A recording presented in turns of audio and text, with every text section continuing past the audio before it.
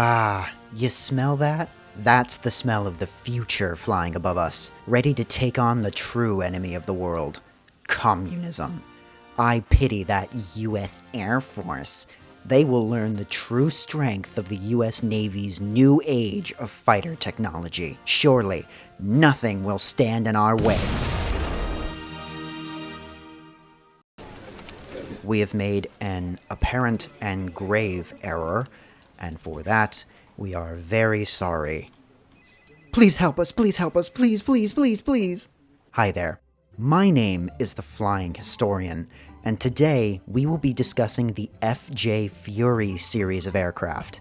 In the early days of the Cold War, these planes played an important role in shaping the US Navy into a modern fighting force.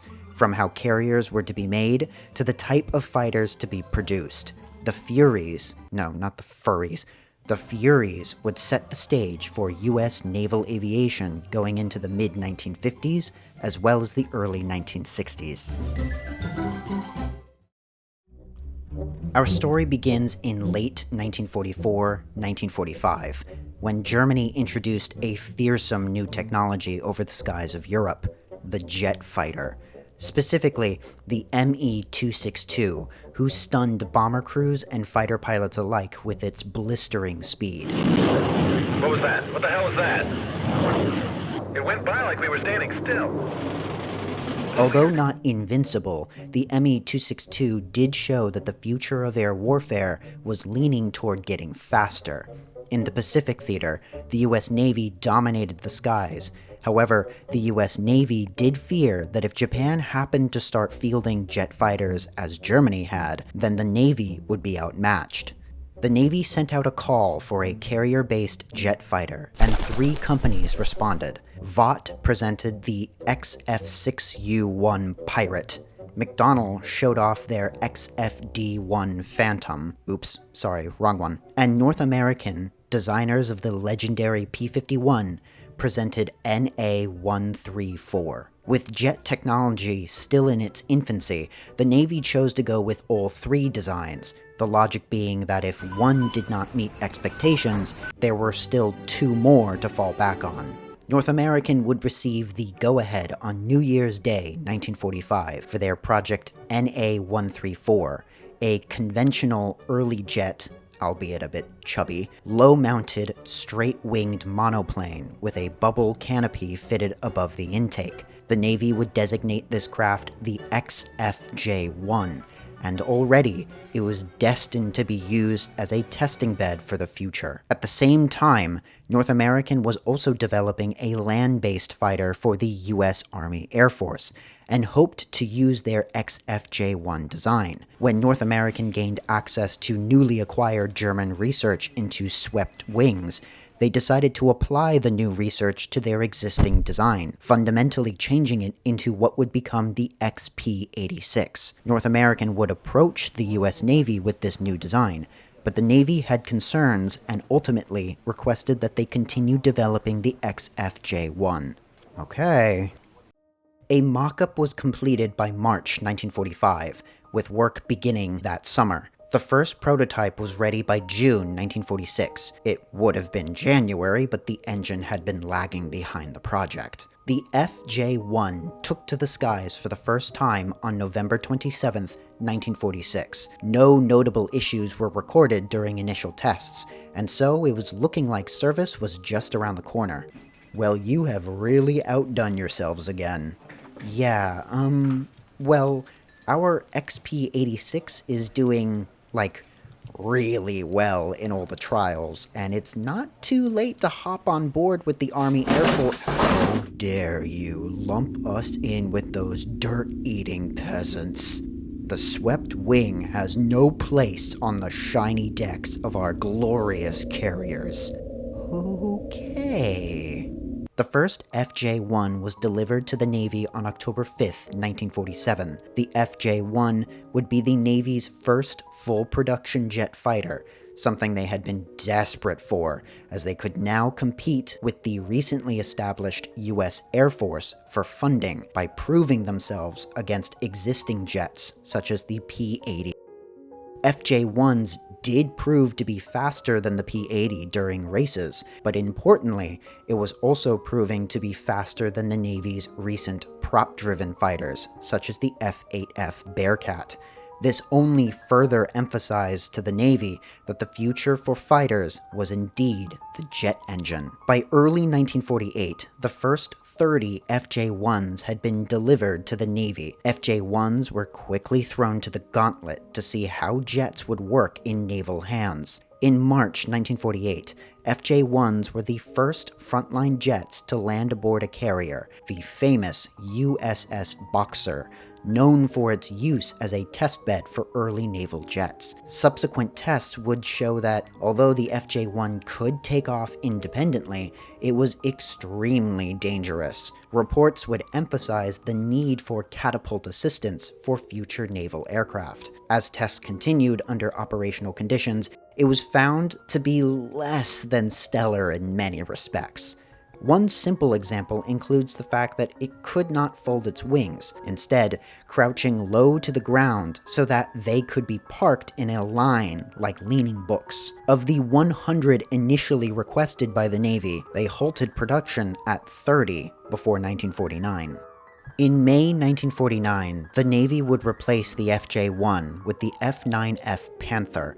After 14 months of rigorous service, the FJ-1s were sent to the reserves before retiring in early 1954. Overall, the FJ-1 was a good first, but it could not keep up with the rapid advances being made in early jet technology. Some in the Navy recognized that a swept-wing design would significantly boost performance, but many decision-makers worried that the required low and slow approach demanded of landing naval fighters meant that swept wings simply would not work.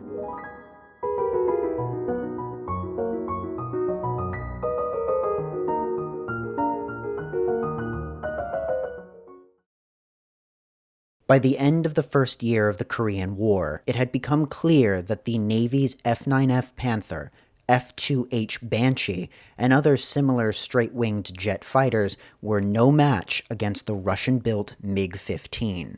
As mentioned previously, the Navy hadn't entirely dismissed swept-wing designs, but due to their belated start in requesting for aircraft, such as the F-9F Cougar, not to be confused with the Panther, and whatever the F-7U Cutlass was, the Navy required something soon. And so, in 1951, the Navy went back to North American for help. The request was simple: navalize 2 F-86Es. North American's Project NA-181, something they had been keeping in their back pockets just in case, was accepted on February 10, 1951, as is common for the Navy and their greed. Funding was the first issue they ran into. Due to the Korean War, the Navy knew that Congress would give additional funding for the advancement of existing projects, but not new ones. To avoid having to beg, the new project was designated the XFJ-2, when it really should have been given a new designation due to its radical change in design. At one point, the second iteration of the Fury was going to be nicknamed the Sea Sabre, but to avoid any questions about the project, the Navy decided against changing the name Fury. Although differing entirely from the FJ-1, the FJ-2 was not too dissimilar from the F-86. The FJ-2 featured folding wings, the nose was sloped downwards more to provide pilots additional visibility, catapult points were added, the nose wheel strut had been lengthened to increase the angle of attack on takeoff, an AN APG-30 ranging radar was added, as well as other Navy-required equipment. All these changes may not have altered its overall look compared to its F-86 sister, but the FJ-2 was heavier, slower, underpowered, and had less range than the F-86. The XFJ-2 first flew on February 19, 1952. One of the first tests conducted compared the use of machine guns over cannons. Marked as the XFJ-2B, these planes were equipped with 6 50-caliber machine guns, while XFJ-2s were fitted with 4 20mm cannons. The Navy preferred the cannons over the standard machine guns, and so the change was made to all existing models. Beyond armament testing, other tests were showing less than exciting results. The XFJ-2 was found to have quote-unquote marginal low-speed handling, a weak nose gear, and a weak arresting hook assembly. The F-86 was proving to be a more difficult platform to transform into a carrier-based fighter.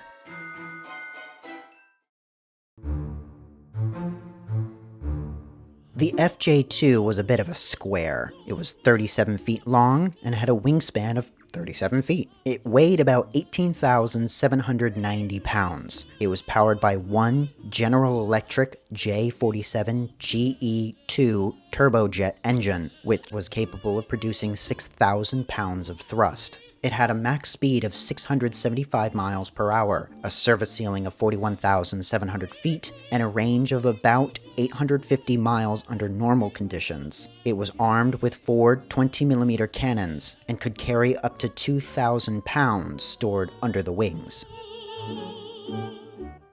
FJ-2s were sent for operational trials aboard the USS Midway and USS Coral Sea from October through December of 1952. The exact same issues found during land trials were shown to be present during tests at sea. Additional problems were found in regard to the potential air combat worthiness of the aircraft. Shell casings were originally ejected, but this was found to be damaging the edges of the wings, so North American had to develop an internal bag system to hold onto casings. It was also found that the firing computer was set for quote-unquote average conditions. Pilots were observed during tests getting much closer to their targets than necessary before firing their weapons. On the bright side, the FJ-2 was used extensively by the Navy to evaluate new age steam catapults, which would eventually be used in their new aircraft carriers.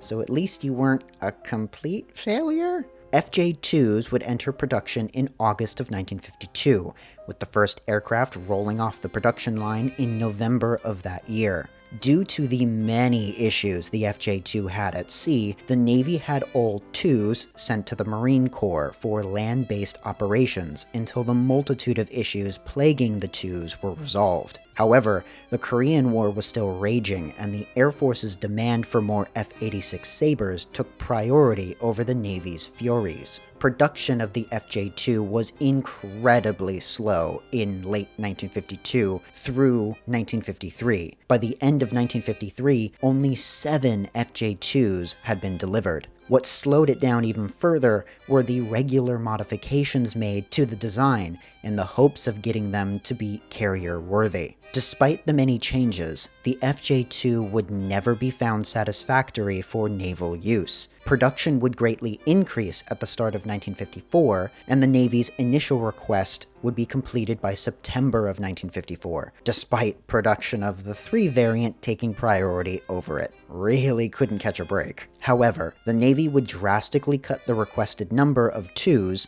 for several reasons. The Korean War had since ended, more advanced Fury models were being produced and set for carrier operations, the F-9F-6 Cougar had been fully implemented into naval carrier service, with the need for an additional fighter not being present, and the Navy found the FJ-2's carrier sustainability to still be lacking. All 200 FJ-2s did enter frontline service, just with the Crayon people, starting in January 1954. Although they were too late for Korea, some Marines did not leave them to the wayside. VMF 232, the Red Devils, set a Marine Corps record when 52 pilots flying 21 FJ-2s racked up 2,558 flight hours in 1 month. Similar to the FJ-1, the 2 had a short service life, quickly replaced by the 3 and 4 models by 1957.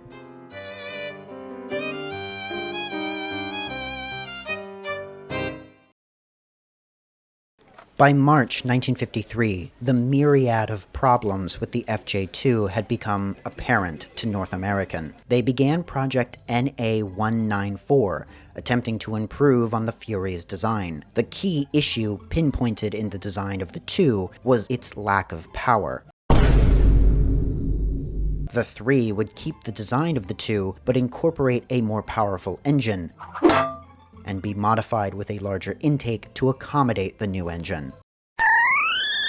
The FJ3 first flew on July 3, 1953. After experiencing no issues during testing, production on the aircraft began immediately. Get out of here.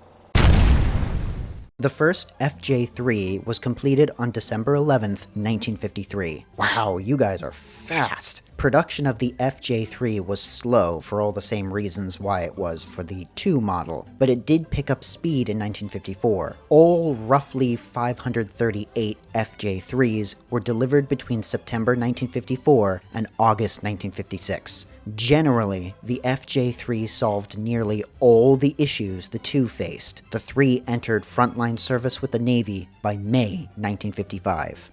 The FJ3 didn't change its design too radically from the 2. It was still a square and roughly the same weight, but that was no longer going to be an issue now that it had a more powerful engine. It was powered by one Wright J65W4 turbojet engine. The engine could produce about 7,650 pounds of thrust. It had a max speed of 680 miles per hour, a service ceiling of 48,000 feet, and a range of about 835 to 950 miles. It was armed with 4 20mm cannons and carried 48 more rounds of ammunition. It had the same carrying capacity of around 2,000 pounds stored under the wings.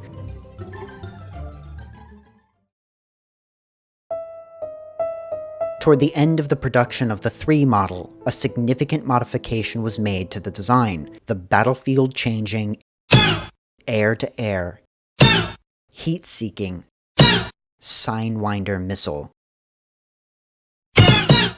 was ready to be used by military fighters. Around 80 FJ3s received the necessary tech to work with this new weapon, and would be able to deploy with 4 of these new missiles. FJ3s capable of carrying Sidewinders would be redesignated FJ3Ms.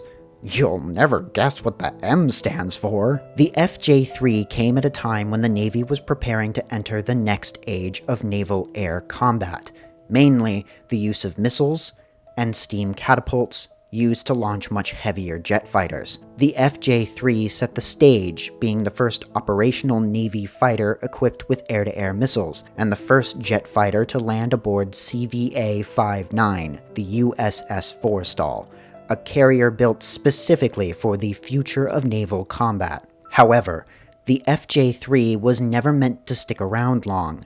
They were meant to replace the FJ2, who was only a placeholder until new swept-wing fighters could be delivered. By the time the FJ3 was rolling around the decks of Navy carriers, new swept-wing planes had already replaced the 2 model, and the Navy was now looking for an interim plane they could use while they waited for the introduction of aircraft who would usher in the new age of aerial combat, the age of supersonics. FJ3s would enter reserve service by the early 1960s, only 5 years after their introduction.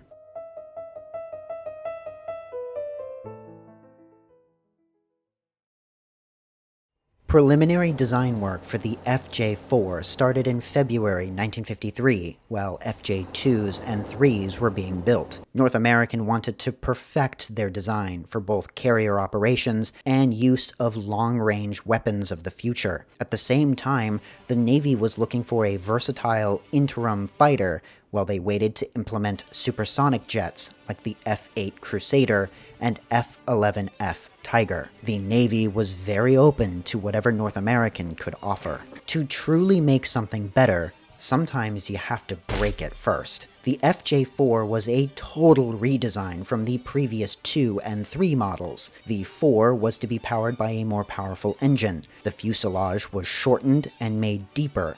A spine running from canopy to vertical stabilizer was also added. Ammunition was exchanged for more armor around the cockpit to allow for the potential of it being used as an attack aircraft. The deeper fuselage allowed for more fuel, and additional fuel tanks were added to the wings. This increased the fuel capacity and range by 50% over the FJ-3. Both horizontal flight surfaces were made thinner. The wings and attached control surfaces had been completely redesigned, which gave the 4 much better carrier-based performance. It had overall better control at higher and lower speeds. Aerial refueling probes were added to the left wing, a change that was added to the 3 and later 4B models, the latter of which also being capable of buddy refueling, greatly extending the legs of the Fury series. The FJ-4 was capable of carrying advanced air-to-air missiles. I've said advanced to describe early Sidewinders, and that is true for the time period.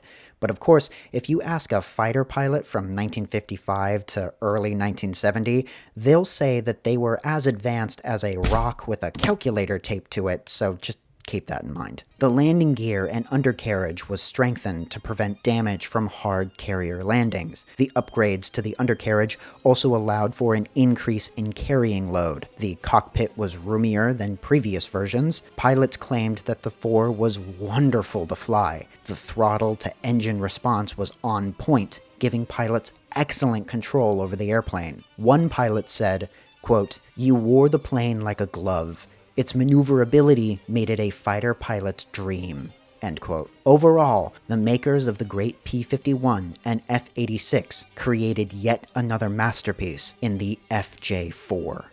Pre-production models would use the same engine as the 3, but the final version was fitted with the more powerful Wright J65W16A engine when they became available. The FJ-4 first flew on October 28, 1954, and production began in February the following year. In total, 152 JF-4s were built, and they would be considered the Navy's last and best transonic fighter jets. FJ-4s would serve in the Navy from early 1956 up until the early 1960s, before being sent to reserve service, and finally retiring in December of 1964.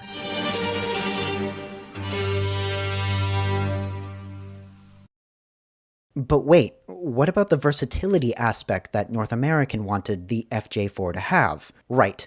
When production of the 4 model began in February 1955, modifications to the design started being worked on. These modifications would focus on improving the aircraft's ground attack capabilities. It would also provide the US Navy with a nuclear-capable fighter bomber. A few changes were made to the 4 to accommodate the new mission type. The structure was further strengthened. This change allowed for the addition of 2 underwing pylons, bringing the total to 6. Systems were added so pilots could perform low-level attacks. It sported an extra set of air brakes under the rear fuselage. The aircraft was equipped with a LABS, low-altitude bombing system, so that it could deploy a tactical nuclear bomb housed under its inboard left wing. The FJ-4B would perform this loop maneuver, releasing the bomb at the top of the loop and clearing the blast zone prior to detonation. Notably, the FJ-4B was the first Navy aircraft, starting in 1959, to be deployed overseas, capable of using the ASM-N7 Bullpup air-to-surface missile. The Bullpup was a byproduct of the Korean War.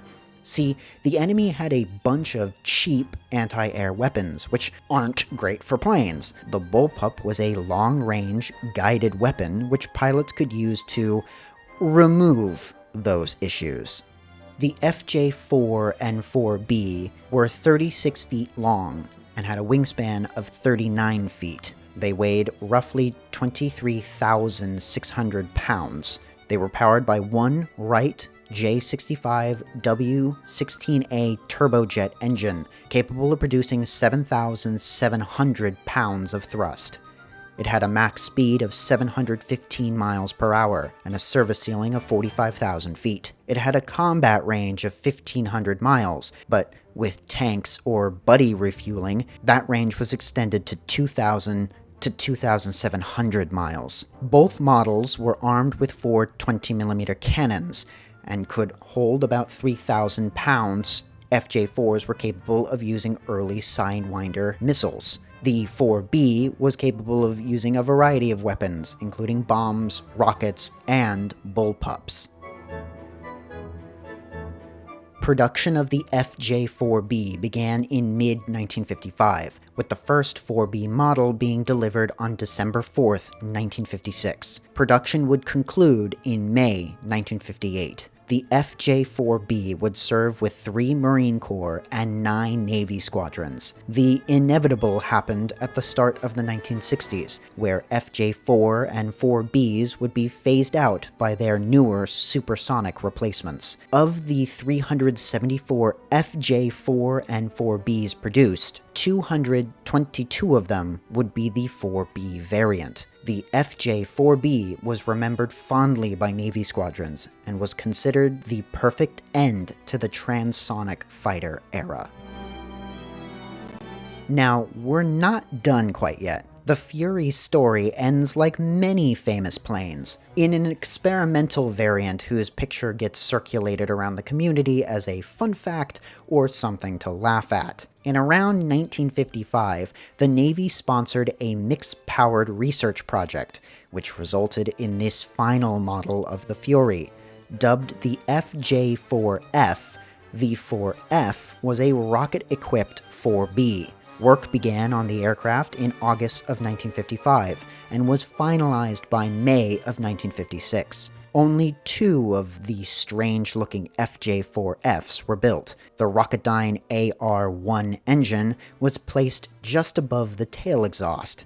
The engine could produce an additional 6,000 pounds of thrust. FJ-4Fs were able to achieve supersonic speeds at high altitude using the rocket engine. An instrument pod was also added to the snoot. The aircraft's first flights took place in April of 1957. Tests were extensive, but the FJ-4F would remain an experiment.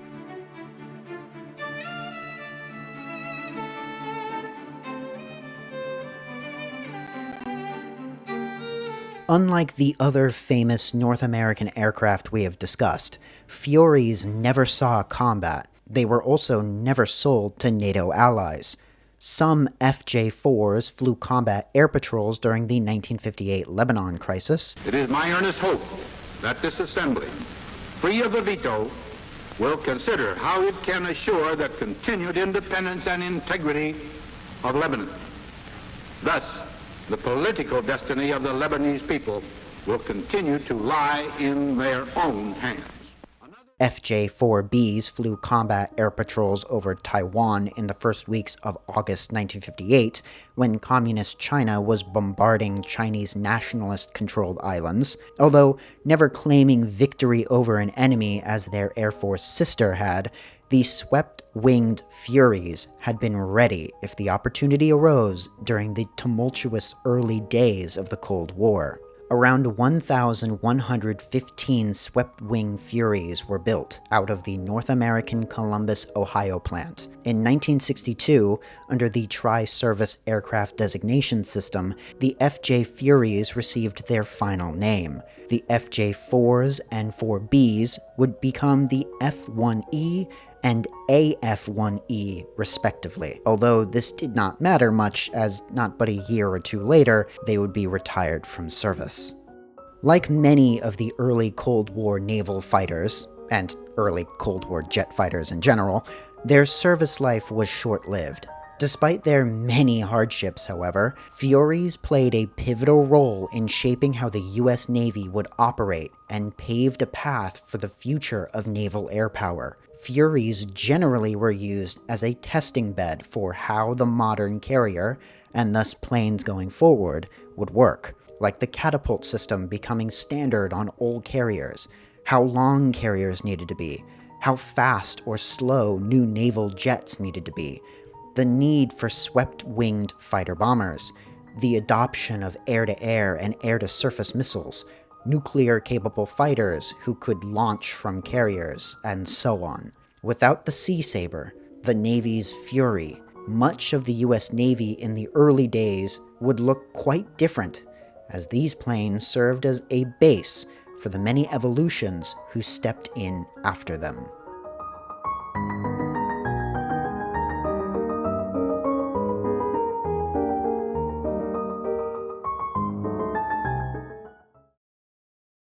Wait. Before you go, I just wanted to say thank you so much for watching this video. If you liked it, please like, comment, and if you really liked it, maybe consider subscribing to the channel.